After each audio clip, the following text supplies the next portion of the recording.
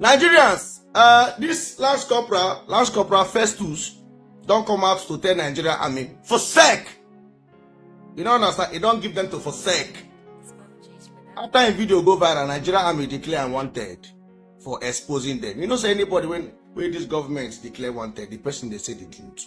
So they declare Lance Corporal Festus wanted because Lance Corporal Festus they speak the truth, nothing but the truth, the same truth when I don't tell that months ago. So they can't declare Lance Corporal Festus wanted. So the corporal don't come out to correspond to them. He tell them say make them buy him if they like. Buy me if you like. It will not stop me from saying the truth. These are the kind of people we want. Nigeria need to change. Who go change this country? Now we. Nobody could do it for us. Bro, make sure that they speak out. Enough is enough. You don't go there for it, but water will enter your eyes. So guys, you're welcome back to the news. I am back again with the trending thing happening in this country. All right, now Nigerian army has declared the soldier. We remember the man that came out to say a lot of things about Nigerian army. Nigerian army now has declared him wanted. Now, this one can't bring us to the question. This man where they declare wanted now, they said a whole lot of things. They write many write up. I don't really want to bore you with all of that. But they said he absconded from office, he did that. Waiting, Nigerians, they ask question. Does it really mean that this man is telling the truth? Because Nigerian army, Nigerian soldier, with waiting on it happen for the past years now, over 2 years now, be say the only person where they declare wanted, now person will be say that if he say is a threat to them. Yes, that this person is actually telling the truth.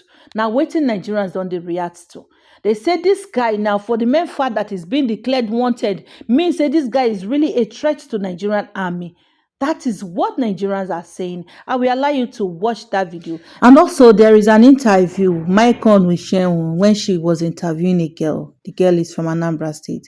The girl said a whole lot about Nigerian police. This one, now waiting happened to the girl personally, her family. She said up to date, her family see they suffer from waiting Nigerian police do to them. That is to say, Nigerian don't happen to she and her family. Guys, I really want you to watch. Take a look, please. When you watch this video, you're gonna say a whole lot of things they happen for our Nigerian security forces. And I don't know whether we go talk say they are oga or oga at the top are not even aware of all these things, or they are aware of all these things, they don't want to talk about it, they don't want to address it. And if something like this is actually happening in Nigerian security force, it really calls for serious concern, guys. It really calls for serious concern. I beg my country people, watch the rest of the video and drop your thoughts on this. Don't forget to like, subscribe and share our videos. Thanks and bye. Chief of Army Staff, Chief of Defense Staff, Commander, Intelligence Call, Commander, MP. You people know what you are doing in this Nigeria. The problem of this country lies in the hand of the military. I am not going to measure Navy and Air Force. I will measure Army because that is the field where I did my works. You people are the problem of Nigerian Army. If they carry the command come up from my head, go give a second of Nigerian Army. The insecurity of this country, it will solve. All of now go sit down for inside AC. Begin the share nonsense idea when una not they use for battlefield. Una go to they for Abuja, they enter AC to AC. Why people, children, they suffer for Maiduguri, they suffer for other states under mosquito. No better feeding, no solid feeding. You give them 45, they will see spend from the 5. A soldier go to think on how he go kill the enemy that is disturbing this country. You people will be thinking on how to buy property, 100 million, how to go and travel abroad, be buying buildings, buying houses everywhere. Which money? It is high time EFCC may come interrogate you now. How much will your salary? How much will your salary? appointment when they give you and how much they get from the appointment. A year or a month, if you receive your salary, you know they spend money. If not born pikin, you get where you go spend money for. Well, now they see that money 100 million, 150 million, 800 million, 1 billion naira. Oh, now they go to buy properties for other countries. You say we don't know, we know. You go use my salary to buy fuel for your motor a day. Then you are telling me I did not pay you salary. Ogasa, what is 100,000 naira? The chief for family staff, I get a question for you. Why be that if a soldier die, una know they take care of the family well? Una know they give what it belong to that dead soldier to them. Chief of defense, why be say the 10 million for death benefit of a soldier? Why be say if the soldier down and they give them 400,000? How many of you that don't cry come and say they don't pay them? For how many years they don't pay their gratuity? They know they pay them. How many officers? How many officers don't die where they don't give them their corporate death benefit when they cut out? How many? You know what say? Una love una self. Una know what say? Na occultic society Ogboni. Now they use army work combi, army job. Don't turn to Ogboni for now.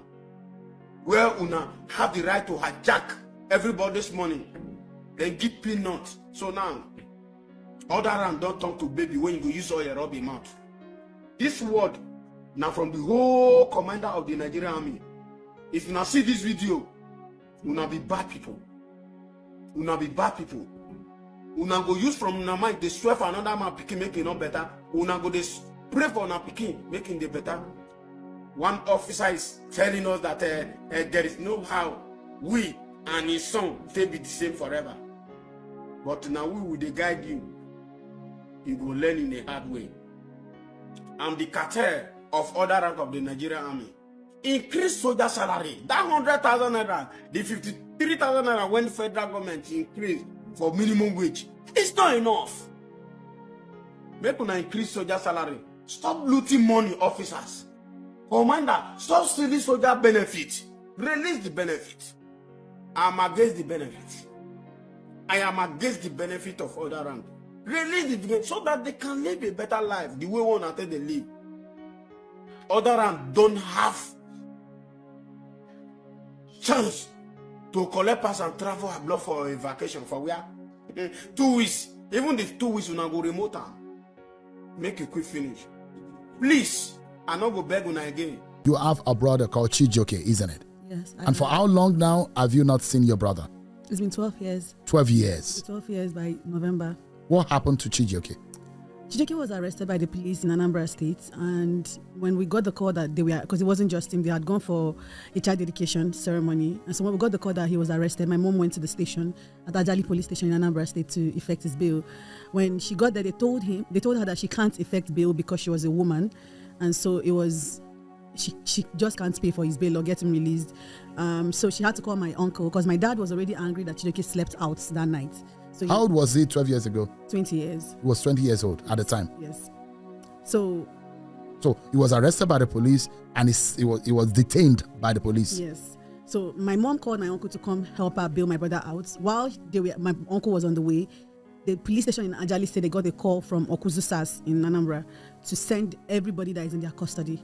So the boys, all of them were transferred to Okuzu SARS. So my mom called my dad and said, this is not something that I can do on my own. It's now involving SARS. Okuzu SARS has called for their transfer. So my dad rushed to the station, to the Okuzu SARS. What day of the week was this? This was on a Friday. On a Friday. Yes. So what day did they transfer them? It was on Friday that they were transferred. They transfer on the same day? They were arrested on Thursday and then transferred on a Friday. So he slept over on Thursday, the night on to Friday, yes. and they were transferred to SARS. Yes. He was detained in a normal police cell, yes. but transferred to SARS custody. Yes. So when still in Oka? No. Ajali is a town in Anambra, and Okuzu is another town in Anambra. How long? What's the distance between these two towns? It's quite a distance, maybe like an hour. Okay. So they were transferred. So my dad, from Oka to Okuzu is quite close. So my dad just went to Okuzu to meet with them to know what is happening. My mom drove there to meet him. When they got in, they met the officer in charge, the OC of SARS, that is James Nwafo. And he denied having anybody being sent to the station or having any people being transferred to the station. So he told my parents that they can go, but they can come any other time and see if the boy was there. But like at this moment that the boys were not there, my mom assured him that she was told by the police in Ajali that they're transferring these boys to your station. And so she was quite sure. How many were there? There were 4 boys that were arrested. That were arrested. So, for what offense was your brother arrested for? So the Ajali police station told my mom that they were arrested for making noise. They had been playing loud music in a compound where they were doing the child dedication. So somebody had reported the noise of the young boys and they were arrested. That was the answer we got from Ajali police station. Then they were sent to Okuzu, which was a shock to everybody. Like, why are they moving them? But it was a normal thing to do in Anambra State, as at then, I would want you to know. Between the time of 2010 to 2014 in Anambra State, it's normal for anybody to be taken to Okuzu SAS for any reason. But so just for any reason, they take you to Okuzu? Yeah. But it's also very important to know that when your loved one is at Okuzu SAS, you can't sleep. Because the chances of the person returning alive is quite low, very, very low. Okuzu SAS was known for killing young people in Anambra State during that period. The police officers in Okusu were notorious for allegedly killing extrajudicially innocent people who are in their custodies. Yes. And this is something that is easily verifiable. When the panel of inquiry was set up in Anambra State after the NSAS was violently shut down, they had over 100 cases at the panel, all of them pointing at what happened between 2010 and 2014 in Anambra State, all pointing at James Swanford, who was the officer in charge in Okuzu SAS. All of them pointing at people losing their loved ones, never being charged to court for any reason. These people never had an opportunity to defend themselves of any crime, just arrested by Okuzu SAS and killed. So my parents went there when they were told that the boy was. This was a Saturday? Yeah. No, this was on a Friday. Oh, see, that Friday. That Friday. Great. So my parents went there and they told that the boy was not transferred. As they were leaving the station, my mom saw the boys being led in. And so she raised the alarm and said, this is the boy I'm looking for. This is actually the boy we are looking for. This is him. So they saw him? Yeah, they saw him and they were in cuffs. So my mom started shouting at him, Chijoke, what did you do? Why are you here? And James Swanford came out of the station and said that they should throw them out. Like they should throw my parents out. Who is this James Swanford? He was the officer in charge then. In Okusu SAS? Yes. He has now retired. So when my parents were thrown out, they came home and everybody was like, you can't sleep. You have to go back because if you waste any time, this boy might die. Right? So they went back on Saturday. They were not even allowed into the station. The police collected money from them and said, we are going to feed the boy. How much was it? A couple of thousands. They were always taking money from them to feed the boy. I was a teenager then. I was not even involved in all of this because they were. So Chijoke was your older brother? Yes, he's my elder brother. So you're probably immediate brother? Yes, he was my immediate elder brother. So they were shooting all of us from it, right? Trying to be adults about this. So they went on Saturday. They were not allowed in. My mom cooked on Sunday, took it to the station, gave them. And then on Monday, my parents went back and they said they want to see the OC. Since you're not allowing us to see the boy, at least let's see the OC and know the next course of action. And then they got in, they met with James Swanford and tells him, please, sir, we've been trying to see this boy since he was brought here, but we've not been able to. So we want to know what is the next course of action. My parents are willing to pay money if that was what was necessary, right? This man looked my parents dead in the eye and told them, I have killed your son. No, he said, if it's those boys that you came to see, I've killed them and there's nothing we can do about it. You are too late. This is literally less than 72 hours of them being sent to Okuzu SAS. How did you kill them? My mom, of course, slumped immediately. My dad couldn't believe it. So he stood there and was asking him, so what are you saying? He said, no, it's too late. There's nothing we can do. You people should leave my office. So they had to take my mom to hospital. They came back home and friends came around and were like, maybe he just wants you to offer money. Did you people even offer money when you went there? You're just asking questions. So my dad had to sell our land and take money in a bag. And that was the first time I'm seeing millions of naira in my life. It was packed in a bag, 3 million, and went to meet him and said, please, man to man, I'm begging you, this money, take it and just give me my son. This was like a couple of weeks after, right? So we sold this land urgently. It was not at the worth of the land. And this man said, this money is too small. It's too small, but even if it was enough, I said that the boy is dead and there's nothing we can do about it and stop disturbing me, right? And so my dad came back a broken man and we started going through human rights organizations, lawyers will take money from you and say they're going to take the case to court, and then they get threatened and they say they can't take the case to court anymore. They're scared of this man. He was a terror. So this continued until my parents were like, okay, so let's leave everything to God. In January 2013, we got information that there were dead bodies in the Ezu River in Anambra State, that there were dead bodies were dumped by the police. right? My parents went there. All of us did. But because women can't go into the river, we were up. My daddy went into that river and was turning those dead bodies one by one to find my brother. And he was not part of them. So we all had hope that he's alive and maybe this man is just lying. But it continued year in, year out. We kept on trying to get him, trying all our best, reaching out to everybody that we know, all the contacts that they had then. Nothing came out of it up until now. And that was why when I finished school and I came to Abuja for my NYSC, in 2019, I started to speak out about it. Because for a long time, everybody in Anambra told us, you can't talk about this. You can't say it publicly. He will track you to your house. He will kill you. But then I was no longer in Anambra. I was far from him and I felt safe enough to speak out about it. So in 2019, I made the tweet about it. And then I saw him on Twitter as James Nwafo. So I quoted his tweets and I called him out. I said, you are not good enough, a police officer, to be asking people to join the police force. So I detailed what had happened to my brother and everything. And he replied, funny enough, he said, oh, those boys were arrested for armed robbery. And there was exchange of fire and my brother died. How is there exchange of fire when my parents saw him alive in your custody? But even if my brother was Anini, even if he was the worst terrorist on earth, you have arrested him. He deserves his day in court. Why didn't you just take him to court? How did he die in your custody? It was a simple question, and he never did answer that question. So when NSAS started in Abuja, I was at the office. I heard that some people went on the protest and were chased back by the police that Friday. And I decided to join the protest. So I joined and led the protest in Abuja up until the time it was quelled in Lagos and all of us were scared for our lives. And I had to go back to Anambra State for the judicial panel. And that was it. I went to the judicial panel. That's a whole new problem on its own. My lawyer came from Abuja, Abdul Mahmoud. He was my lawyer then. He came from Abuja to Anambra. We went to the panel. And the police then says, okay, so yes, the police legal rep, his name is Innocent Obi. He says, yes, the boys were arrested, and then they were interrogated, and they confessed to being armed robbers. And in January 2013, which is a different story from what James Nwafo says, right? In January 2013, they took them to their hideouts. And when they got to their hideouts, their colleagues opened fire on the police, and my brother was shot. And he was taken to Nnamdi Azikiwe University Teaching Hospital, Nnewi, and he died there. So my lawyer asked for the doctor to come and confirm if this is true. The doctor did not come. Okay, so if the boy is dead, where is the body? The least you can do is to release the body to the family. Nothing like that has happened. Nobody gave us an answer to that. I was hopeful at that panel that after the panel has sat, they would then release their findings to the public and maybe make a recommendation. Anything. I wanted justice. I was really quite hopeful. Everybody in my family was like, okay, this is the time that we might get justice for it. Unfortunately, that didn't happen. The NSAS panel, Judicial Panel of Inquiry in Anambra State, never released their findings. They never made it public. It was submitted to the governor, of course, and nothing came, but no white paper was released. Nothing was said about it. And it just felt like everybody moved on, right? And this has been the path. We would have hope that something will happen, and then nothing happens. Last year, I decided to do a one-person protest in Abuja myself because I was quite scared for people joining the protest.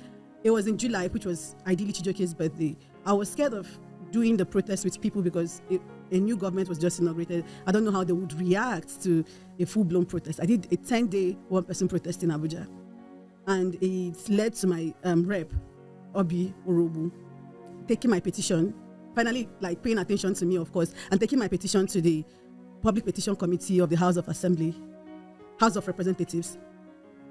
In December last year, I was called to the committee.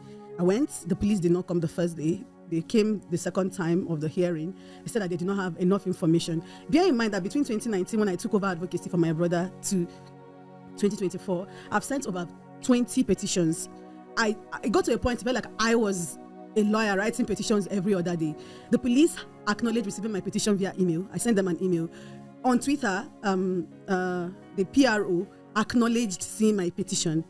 They accepted that they saw it, but then at the panel they said they didn't see my petition at all. They never got it even from the panel because I submitted at the panel too. So they were issued a new one. The next time the hearing came on, they also said that they don't have enough information to give any answer to my case. And so the panel mandated them to send the IG because this case has been on for so long. They want the IG to come and give an answer to this issue. And that was how the police stopped coming to the panel. I went, the last hearing was in April. The panel told me that they would get back to me on a new date. They've not given me a new date. The police never came to the panel. They never gave answers to this issue. And the body of Chijioke has not been found at all up till today. And the hospital in which they said they took his body to, were you able to go to the hospital to find it? So my parents at the went to the hospital? He's in Nnamdi Azikiwe teaching hospital. And he's in Awka? He's in Nnewi. In Anambra State. Yeah. The MD then was in 2020, right? Also said that like they never got anybody. But even if they did, he wouldn't even know, because this happened in 2012 or 2013 as the police claimed. 7 years later, if they got a body, I don't know how they would have preserved it. But why the police then refused to give us access to Chijioke while he was in their custody is another issue. Why would you take someone who has confessed to a crime per se, to the crimes, to go and meet with these people? And how come it's only Chijioke that was shot in this shootout, and this never made any national dailies, even state dailies during that period? Nobody heard about this shootout that happened, and nobody else, the police did not succeed in getting his colleagues that were arrested. Where are your parents now? My parents are in Anambra State. Can you describe to me what Chijioke was like? Your brother, what was it like? What was your relationship like with him? Chijioke would tell people that I'm his twin sister. Like most people, he would tell them that I'm his twin.